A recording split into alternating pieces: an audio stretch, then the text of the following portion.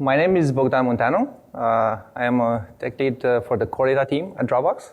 And I'm here to talk about Edgestore, and specifically about Edgestore Multi-tenancy and isolation. And I want to, share with you some of the learnings we found while running this distributed database service, the kind of techniques we've applied, and the learnings from that. High level, an overview of this talk.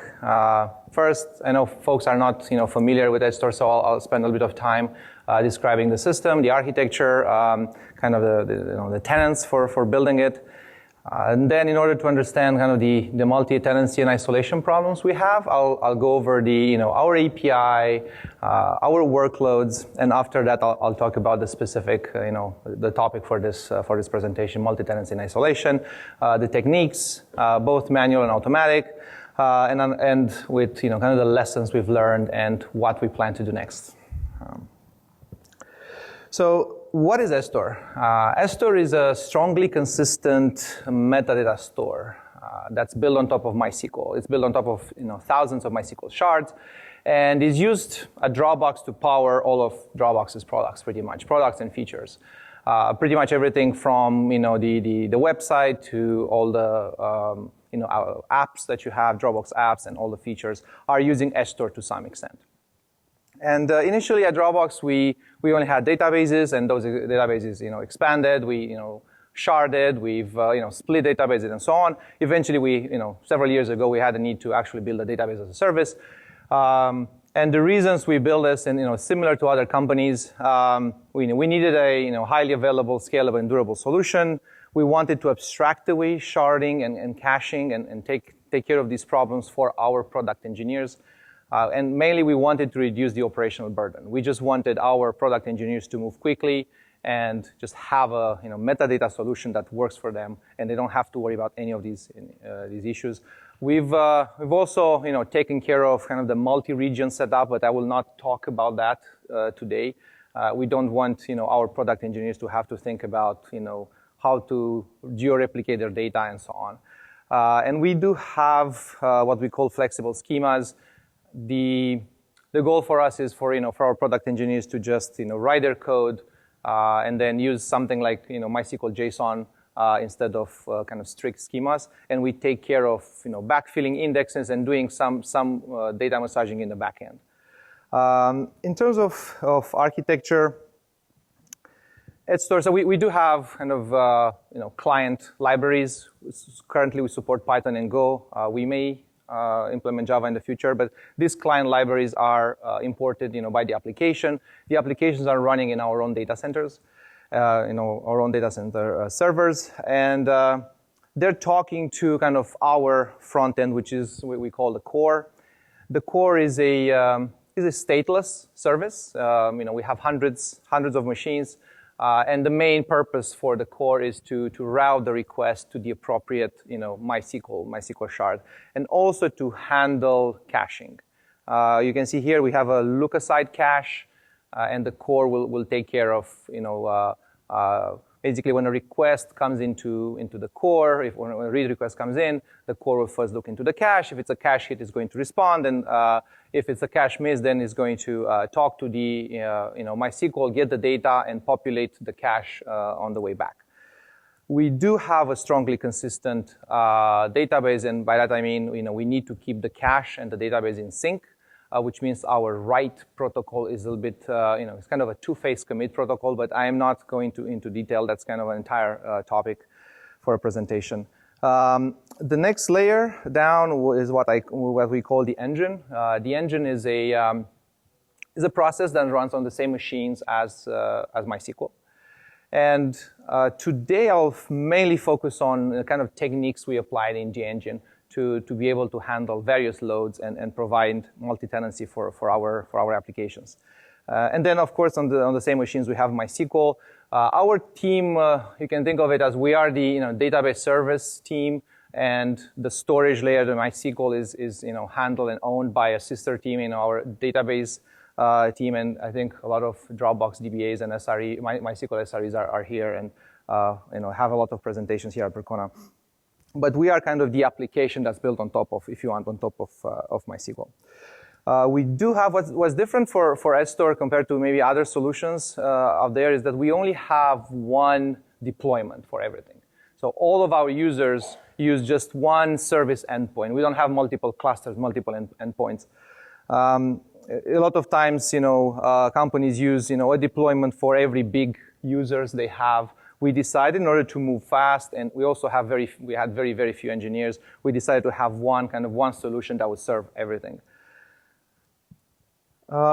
In terms of architecture, so we do have right now 2,048 shards. We co-locate multiple shards per engine. We do have one master, two slaves, kind of semi-sync setup. And I mentioned earlier, we do have a multi-region, kind of East Coast, West Coast, Europe setup, but I'm not going into details over that. This is just to give folks a flavor of how our system works, so we can dive a little bit deeper into the multi-tenancy part.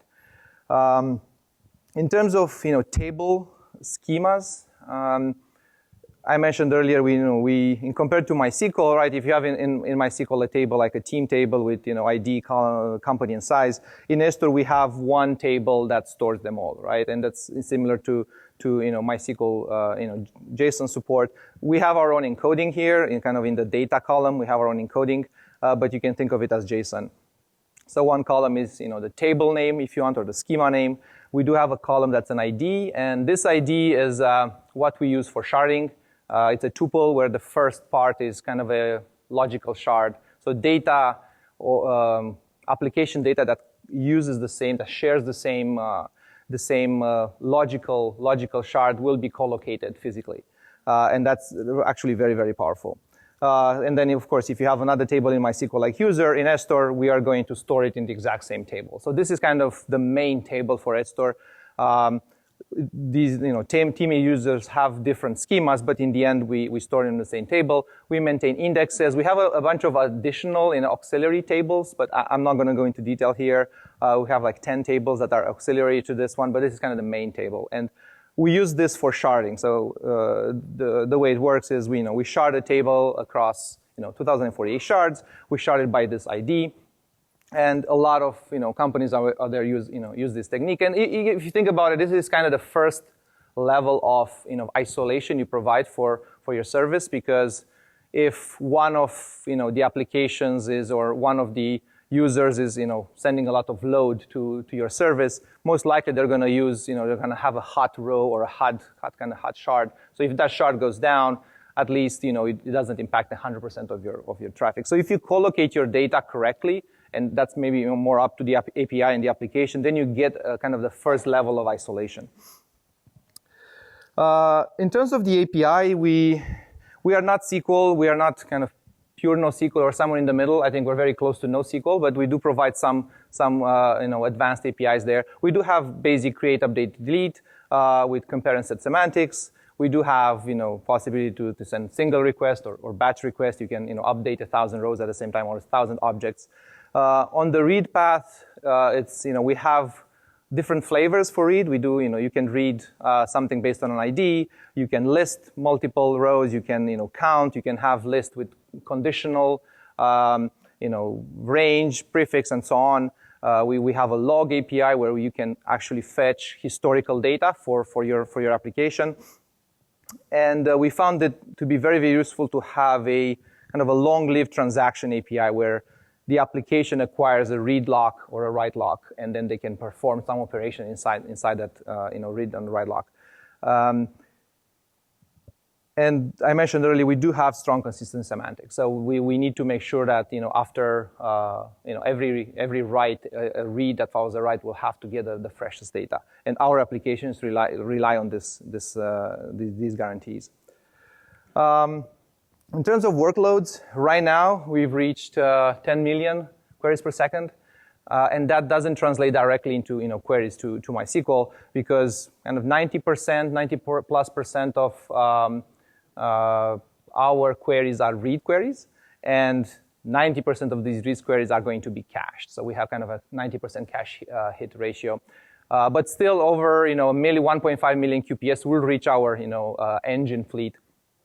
And I didn't mention this earlier, but between the engine and MySQL, there is, for every request that comes into the engine, there are sometimes multiple requests because we need to fetch kind of collocation data, multi-region data, and so on. So this may translate to maybe 2-3 million QPS to the actual MySQL fleet. Again, our workloads are very, very varied. Like we can have requests that just have a batch size of 1 and they update one user or read one user, or they can read 10,000 at a time. We wanted to satisfy all use cases at Dropbox, and we took this path. At the same time, we can have some requests that return 1 row, or some requests that return in 100,000 rows, which is a huge, huge variation, right, in the type of load that these requests are putting on the database. And some rows can be between a few bytes up to 1 megabyte. And we have over 500 unique schemas at this point. So I'm going to kind of zoom into the engine and MySQL and what happens here. Initially, we added this engine process mainly to convert our the proto request, because we use protobufs, into a SQL query or multiple SQL queries, and then convert the query result into a proto and send it back to the application. Immediately after that, we use the engine for connection pooling. This is a technique that a lot of systems are using, and at the same time we realize that a lot of times MySQL is under heavy load, and given that the engine is right there close to MySQL, we can actually control that load and we can reduce it, because once MySQL falls over, there isn't much we can do. So we would like, as the application on top of MySQL, if you want, to be able to control that load and detect when things are about to get bad and maybe stop it, or maybe prioritize traffic that's more important. Again, we have sometimes applications that send a high amount of QPS to Edgestore, both read and write. And sometimes we have applications that are just sending a few queries that are very, very expensive or very large transactions. So again, the workloads are very, very varied. So when we think of isolation, there are multiple categories we can group the isolation. First is we want to provide a sort of isolation and fairness between small requests and these large requests. And the way we achieve this, in the engine we have this request handler that's going to rely on a resource pool to execute a request. So a request comes into the engine, the request handler is going to ask for a kind of a token from the resource pool, execute the multiple queries that it needs to talk to MySQL, and then when that is done, it returns the token back into the resource pool, which is pretty standard. The resource pool corresponds roughly to the connection pool. It's kind of a one-to-one mapping, but the connection pool, we do recycle the connection, so we do some things there, and we wanted to have kind of a proxy on top of that. But you can think of it just as a connection pool. And in terms of the long-lived transactions that we have, sometimes, like I mentioned, application starts the transactions, they do read, write, and at the end they commit. We do give them one token and one connection that's attached to that long-lived transaction. That may take half a minute. So that kind of resource is reserved for that specific transaction, because we don't want to start a transaction, do some work, and then when it's 80% done, to kind of run out of resources. So we do reserve kind of these resources for long-lived transactions. We do have situations in which these large read requests come into the engine, and we have we can make a choice here. We can make that request really, really slow, and we can maybe the application wants to fetch data for 10,000 folders. We can choose to maybe retrieve one at a time and have the application wait, or we can serve all of them at the same time. The sweet spot we found that works for us was to parallelize some of these requests. So we send, let's say, 50 or 100 requests in parallel to MySQL. Each request will take its own connection and its own token. But we did want to avoid a situation when these large requests come in and they take all the resources, and now you have small requests that are waiting for a minute. So what we're doing, we're adding kind of a limit to the number of to the parallelism of these requests. And I didn't mention this earlier, but when a request comes in and tries to get a connection from the resource pool, if it can't find one because all the tokens are taken, then it's going to wait up to half a minute or something like that, half a second, and then it's going to time out. So the application will have to retry. And the other type of request we found we can also group kind of these batch requests into, divide them into slices, and we can execute them, instead of sending, 10,000 separate requests to MySQL or in parallel, we can actually group them into maybe 10 slices. But these slices will be very, very expensive. So we group them into these 10 slices, and then each slice will take sequentially one token from the resource pool and, make progress that way.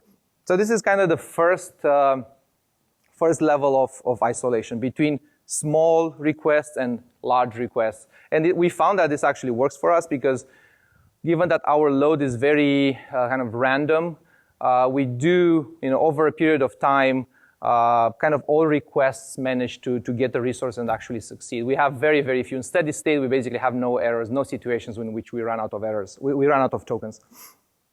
But there are more types of breakdowns that we care about in terms of isolation. The first one is types of traffic, right? We do have live traffic that's coming from our front ends, from our users, from the, apps themselves, or just sync-related traffic, which we want to prioritize, we want to be very, very fast.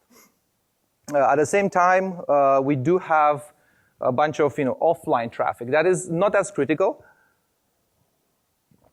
but at the same time, it's not as critical in terms of latency, but at the same time, it may be critical in terms of impact. So this type of offline traffic, like scripts and, async processing or offline processing, we found that if we can split all of our applications in these two categories, actually makes a lot of sense for us. At the same time, the other type of isolation breakdown we found useful is by request type, like it's either a write or a read. And write for us includes, all the insert, delete, update, also creating new IDs, acquiring these locks, it's considered a write. And then for read, we have all the other, the read requests that I mentioned earlier, like multi-read, single read, count, and so on. So what we did in order to provide this type of isolation, we just, broke down our resource pool into 4 different resource pools. They're not the same size, but kind of the write live and read live resource pools are bigger, and then the offline ones are smaller. So now when a request comes into the engine, the first thing we do, we decide in which category it belongs to, and then we retrieve a resource from that resource pool. And if there are no more resources in that resource pool, we wait until a resource is available there, or if it's not, then we time out and we return error. We do not move resources between these resource pools. So this is kind of the high level layer breakdown. We could potentially if one resource pool is full and the other one is empty, to start moving things around, but we decided to provide this kind of very strict, the only kind of static type of isolation where we have these big four categories, and we're just going to use the resources that we have there. We did some tuning and heuristics to make sure that the sizes of these pools are relatively correct for our workloads. So there is this, and ideally we would want to have a lot of these resource pools, right? For every type of tenant, for every application, maybe the sync application should have its own resource pool. Maybe the photos application or the document sharing application or whatever features we have, maybe they should have their own resource pools. But if we use this mechanism, then we'll be in the situation where there are a lot of resources that are wasted. So we do want lower granularity, much lower granularity, what we call the tenant, but we don't want to use this static approach. And that also is because we don't want, when a product or a product team, they want to build a new system on top of Edgestore, we don't want them to have to submit a request form and, hey, this is how many resources we think we need, and this is our identifier, and do you have the resources, and then later increase that amount. Like, we don't want to get into that game. So we just want to have the system that, kind of works and scales. So as long as the applications don't do something completely bad where they try to hammer us, we should be able to scale for them. And we have our own capacity planning, and if they start using more resources, like gradually, then we should just increase our capacity. Because if they're using more resources and they're not doing anything bad, that means they're providing value to the business. So it justifies to increase, spend more money basically to increase the cluster size. So what does it mean to have a tenant? And that is one of the problems we have to solve, right? We don't want to have this static, type of submit a form to define a tenant, but then how can we do it dynamically? And we decided to, tag all requests that come into the service with specific tags. One of the tags is the source machine tag, like front-end machine, or the service name, right, like a file sync service. The actual schema, source schema, which can be the team table or the user table, whatever table that request is querying. At the same time, there are a lot of intermediary services in Dropbox. Think of it in like maybe async processing system. So there are maybe 3 services using this async processing system that's sending kind of lambdas, that are eventually talking to Edgestore, right? So there are a lot of intermediary services that may end up talking to Edgestore, but these intermediary services they're not the main source. They're not the tenants, because if an async processing system would be a tenant, they would look like, oh, they're using 50% of all Edgestore resources, when in fact, the source services that are using these intermediaries are much smaller than that. So we basically have plugins and all of these intermediary services to actually track the original tenant that sent the request. So we call it a source handler. At the same time, we have, like I mentioned, a bunch of scripts that are scrubbing data and massaging data or doing different things. So we do also tag these. So just kind of some examples of what we mean by a tenant. So we take these tags and then we group them together, and there's a string basically, and that's a tenant. So front end www team event, that is a tenant, and that's one category for us, and so on, like async worker and so on. We do have the option to look at these tenants with kind of prefix, so you can take a step back and say, what is the resource usage for everything that comes from front end, right? So front end is a higher granularity tenant. So now that we've defined the tenant, what can we do with this information? So so we have one tenant is one thing, and then we have the resources that the tenants are using. But what does a resource really mean? And for systems, right, when we think about resources, we think about CPU, memory, network, and storage, or maybe disk I/O. For us and us being the kind of the engine team, if you want, memory has not been a problem. We have pretty beefy machines. Most of the memory goes to MySQL anyway, and we do not control how MySQL really uses that memory. So we have a few gigabytes of memory for the engine, and that's sufficient. We don't need to worry about it. Network as well hasn't been a problem. Dropbox has a really good network. We have our own actual storage system similar to S3. So our network is actually pretty beefy, and the database layer hasn't had, is not the bottleneck there. We haven't had any problems. And then storage, it's a problem in the sense that, the disks get full, but then if you do capacity planning, you spend a little bit more money, and then you can actually account for that. But what we found to be kind of a problematic resource is disk I/O. So CPU and disk I/O are the resources that we care about as the application, the engine built on top of MySQL. But the engine doesn't really talk directly to the disk, and it doesn't use much CPU directly. It actually, MySQL is the one that's using most of the CPU and disk I/O. So what we care about is the resources that MySQL is using indirectly for us. And from the kind of the applications perspective, sure, MySQL, CPU, and disk I/O is the resources that we care about, but also we care with whatever other resources MySQL may be using. And that might be, maybe threads running is a resource that MySQL, has a limited amount of, and we cannot just, have 1,000 threads running. Or, semi-sync resource, because, well, if you're using semi-sync, so your throughput is limited by the semi-sync protocol, which means that could be seen as a resource, right? If you don't have more throughput, then who do you give that, kind of write throughput to? And so on, right? Threads connected, and I can keep going on about it. So basically, from our perspective, we want to be a little bit ignorant about what happens in MySQL, and we're looking for sort of a formula or a solution that will give us these other resources that MySQL are using. And from the application perspective, now we can actually distribute these resources between different layers, different tenants, or whatever we choose to. So a lot of systems out there are using QPS as a metric, right? They're throttling, or they're using their multi-tenancy and isolation based on QPS. This application is going to be limited to 10,000 QPS, this one to 5,000, and so on. For us, doesn't work for the reasons I mentioned earlier, because some of our requests are very expensive, some are very cheap. So QPS doesn't really mean anything. So the formula we converge to towards is around connection used. If you think of the resource pool that we have, let's say we have kind of 200 connections in that pool. If you think of those connections over time, let's say over a period of 1 minute, that means in a minute you'll have 200 times 60, 12,000 connection seconds, right? This is kind of the connection seconds. This is the resource that we want to use as a proxy for MySQL work. Which, because from our perspective, if one of our applications are using, let's say, 1 connection per second for 60 seconds, or using 60 connections for just 1 second, from our perspective, it's actually the same.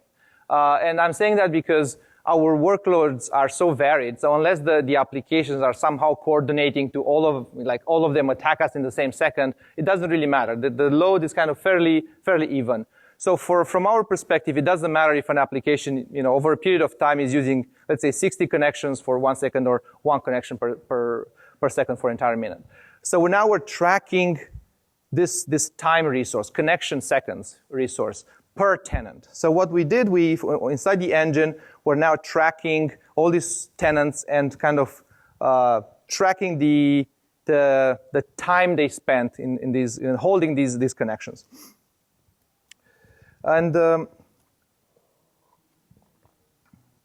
so what I'm showing here is we've built some tools that now, we do have monitoring like every other system, but monitoring is not sufficient. We want our engine to know what's going on, to track this traffic and be able to make decisions about it. So we're tracking this, and we have a manual tool that we can actually visualize what the engine has learned. So for example, in this table, we can see that in the right live kind of resource pool, we have a bunch of tenants like front-end RPC and front-end WW. And the first tenant is using 20% of our total connection seconds, 20%. And this is a 1 minute snapshot. And we can switch to 10-second snapshots, 30-second snapshot, whatever we need. For us, 1 minute snapshot is sufficient. So we can see that in this 1 minute, the first tenant actually used only 5 connections. So it basically sent 5 requests. But it used, in those 5 requests, actually used 20% of all resources. While the second tenant, the front-end WWW, is using 3% of all resources. Yes? Yes, the percentage, yeah. So we do have, we did some tuning to actually decide on the resource pool size. Let's say it's 200 connections or tokens in that pool. In a minute, you're going to have 260, you're going to have 12,000 connection seconds. Right? If the first tenant in that minute has 5 requests, but in aggregate, those 5 requests have held connections for 20% out of 12,000, then we track it that way, right? Does it make sense? And then the second one has used only 3% of those connections, but of that connection seconds, but they used 90 connections during that minute. Like they came, let's say they sent 90 requests in that minute.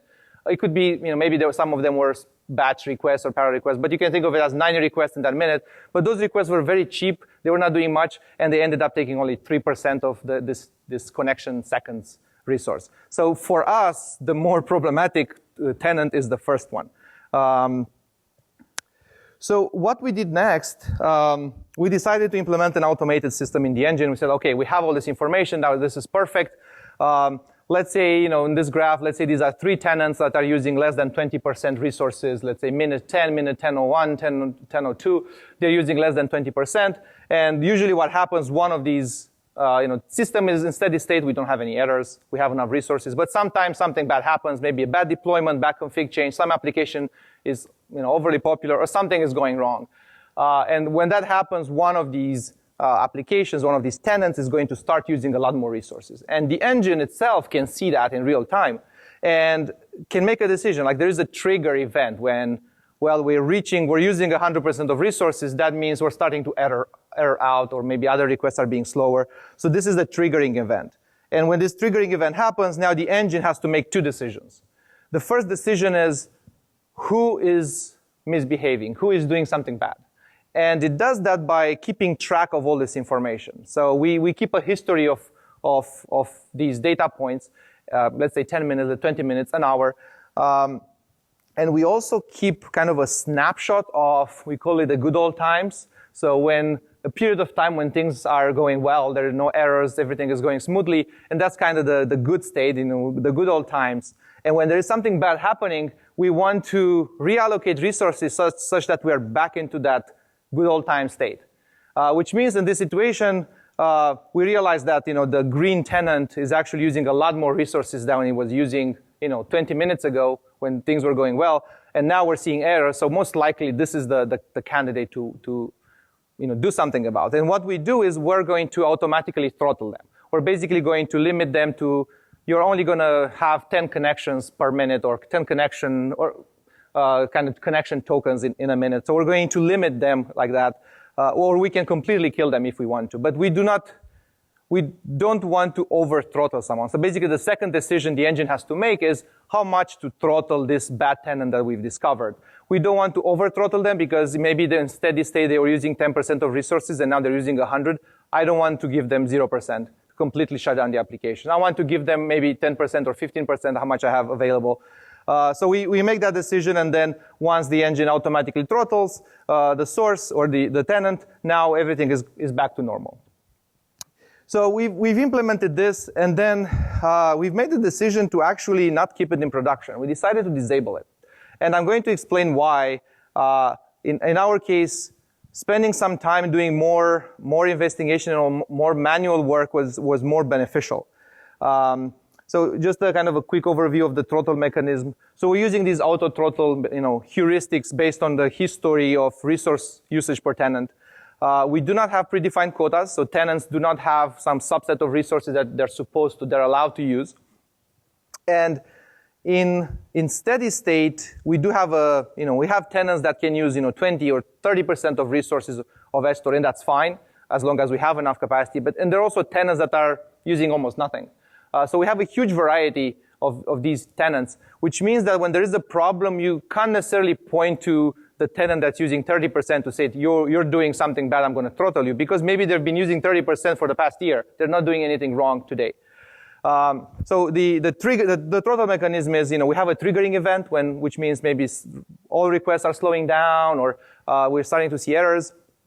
We have to find the bad tenant or the bad tenants, decided how much to throttle them, and then doing the actual throttling. So like I mentioned earlier, we decided to disable it.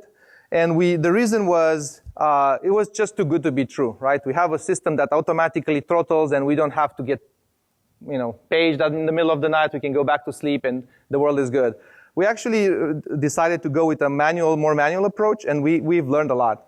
And I'll go over some of these learnings. The first one was actually our way of tracking resource was not very good. I mentioned in this connection time. If we have these long-lived transactions and we allocate the connection to a long-lived transaction, so if someone acquires a lock and then they do a read and then a write and then they commit, maybe they use this connection for 9 seconds, but the execution time on that connection was maybe 2 seconds. So we've spent 7 seconds of idle time. So really the connection time didn't matter that much. What matters is execution time. So we switched quickly to execution time, and we started tracking just how much time is spent in MySQL plus maybe some of the work in engine, because that matters as well, right? And also we found out that just tracking per tenant the bytes read and bytes in and bytes out is actually it's a good proxy to see when a tenant is doing something different. So what we ended up doing is, so now we have this tool that is tracking, execution time, and execution time is actually the thing we care about the most. You can see in the third column here. So which means the second, front end WW is actually using 3% of resources. The first one is using 20%, but that doesn't really matter. What matters is the execution time. So I'm going to show a little bit. Initially, I wanted to give a live demo, but then live demos tend to turn out awful. So I'll just give some snapshots of our tooling. So basically, we have this tool. This is from production. We see by tenant. The tenants are on the right, so we can actually see how many how much used connection time, how many percentage of execution time are using, how many connections have used in the last minute, and so on. How many errors. And when something bad happens, our tool immediately tells us that, hey, this offline Blue May email service has started to use 50% of execution time, and we're starting to see errors. You see in the errors column, we're seeing, let's say, 20,000 errors, but everybody is erroring out, right? MySQL is overwhelmed. Everybody is falling over. And we don't want that. What we want in this case is we want to kind of contain offline Blue Mail email tenant, so they use some resources, but we want everybody else to not be affected by the kind of the bad neighbor, right? The idea of multi-tenancy. So we just run the command, kind of specifying the tool, which one is the tenant, how many tokens we want to give it, how many connections, what is the host, and what is the layer we're throttling on. And now the engine will throttle the system, this tenant. So now in this case, we're only giving, let's say, 10% or 5% of execution time to this tenant. This tenant is still seeing errors, but is able to make some progress, but is still seeing errors. But everybody else, as you can see, doesn't see any errors anymore. And that is the state we want to be in. But it's not the end state, right? We've reached a point where we throttle someone, they're doing something bad, we found them, we're containing them, but where do we go from here? So you can see in the tool that we've throttled the tenant, and then how many kind of resources we gave it. Because we don't want to completely throttle someone, we don't want to completely kill the application. It's up to us how many resources. We can give them more resources if we want to. But what was we moved to this kind of manual system that was a little bit slower. Maybe it took several minutes until we actually stopped the problem. But what was the impact to Edgestore and to Dropbox? And the main impact we had was we actually reduced the mean time to repair. When you think of an availability event, I like to break any availability event in kind of like five steps or 5 periods. And the first one is the detection period. And we have monitoring, we have alerting, we have paging for that. So a problem happens and you want how quickly can you detect it. The second step is a bit tricky. You want to investigate. Is the investigation, right? You got paged. What is the actual problem? And with the tool, and the tool is actually very, very smart. It queries all the engines. It looks at, is there some tenant that's using more resources on this engine versus that engine? It looks at history. So it does a lot of kind of heuristics and basically tells us, hey, I suspect this is the tenant that's causing problems. So investigation becomes a matter of just running the tool with the right alias, and that's it. And it tells us, most of the time, it tells us exactly who the problem is. And then we have the third step is containment. Hopefully, stopping the problem, but also containing it and reducing blast radius is also a goal. So what we're doing here is we have this throttling mechanism that's able to contain the problem. And after that, like I mentioned, is not the end state. We still want to fix the problem that caused the system to go bad. And sometimes it's roll back a code, fix a bug, something short term. And once you do that, you have to take a step back and think of long-term fix. Like, is this part of a new category of problems that has happened, and you want to? Is there something you can do to completely fix it from coming back again? In our case, we found that our API was actually very, very generous in some cases, and we decided to change the API. For example, if you have an API that the application can read 100,000 rows in one request, probably that application doesn't need to get that information in 5 milliseconds. So we can add some pagination, and so basically we can actually deprecate or change our API such that it doesn't cause as much load. So that's what I mean by long-term fix. Some of the findings, still have a few minutes left. Yeah, so expensive queries are still very tricky because when an expensive query or a few expensive queries hit MySQL, CPU usage goes high, disk I/O is high, and then everything slows down. So it's very, very hard to detect exactly what the problem is. We do have, reach out to our database team, and they help us, looking through the database with the database tools. But expensive queries are still, problematic. We found that some of our APIs were too generous, maybe did not scale with our system. Query optimizer, we found some problems with that. So it wasn't just that when a tenant does something bad, let's just throttle them and the problem goes away. Most of the time we found that there is something we can do to make the service much, much better. So the tenant will never run into this type of problem. And that included, insufficient documentation, right? If you don't have clear best practices, then your application developers are going to do something bad. They're going to find an edge case. They're going to hammer the system. And then we also found things like, maybe inconsistencies. So we were kind of joining some tables. We have a primary table, a secondary table, and joining them to get rid of inconsistency and returning that result.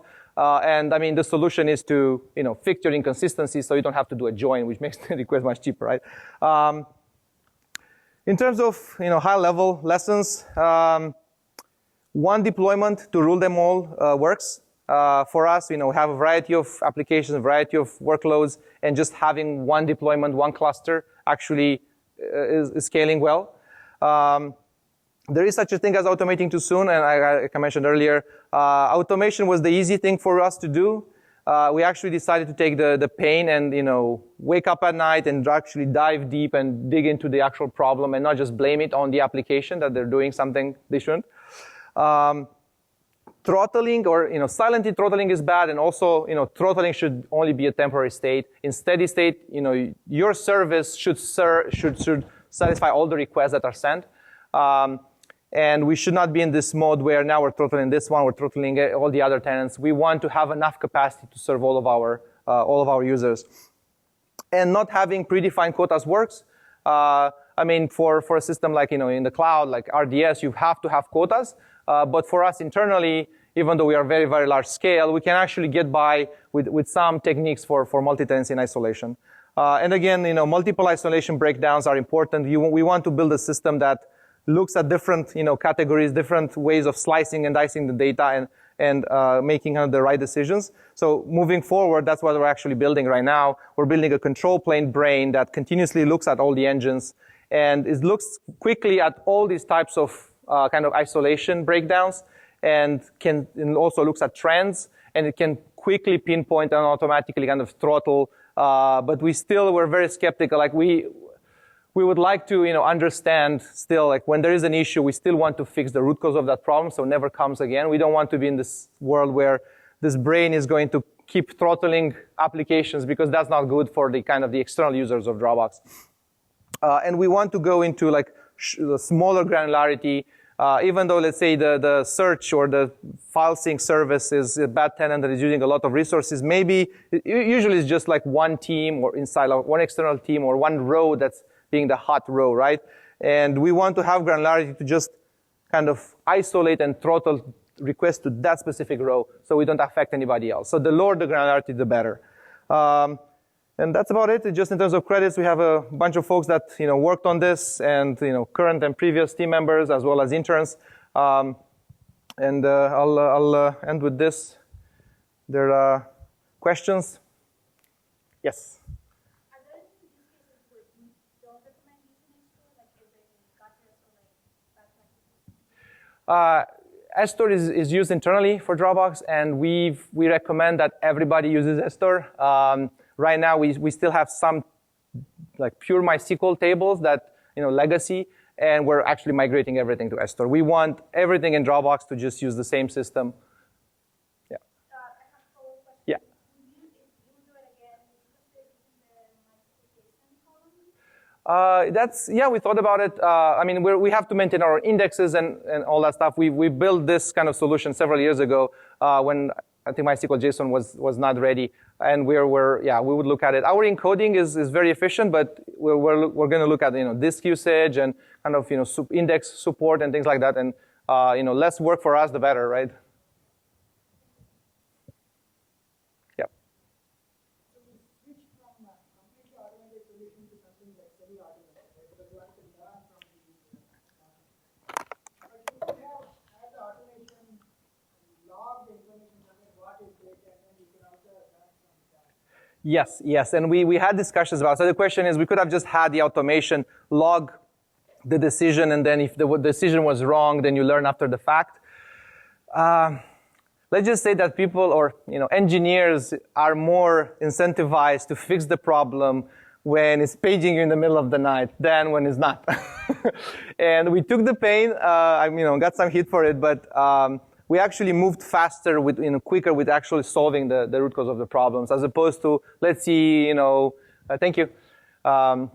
let's see when the problems was in 1 week later, 1 month later, when there are always priorities, there are always projects, right? So, we made the call that way. We have less than a minute. One more question, yeah? Yes.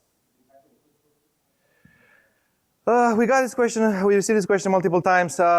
Yeah, we talked about it. It's in the kind of matter of priorities. We have still a lot of work to do in kind of scaling, and a lot of the infrastructure that Edgestore is built on is not open source, and that's kind of the main problem for us. If we open source it as it is, like nobody can use it unless they use our own service discovery, our own like server system. So it's a kind of, it's not just Edgestore. We have to open source a lot of the stuff at Dropbox, and it's purely a matter of resource. Like we need to prioritize open source as opposed to developing it, and it's still kind of a continuous discussion. So I don't have a clear answer there. I would love to. If I could magically open source it, I would.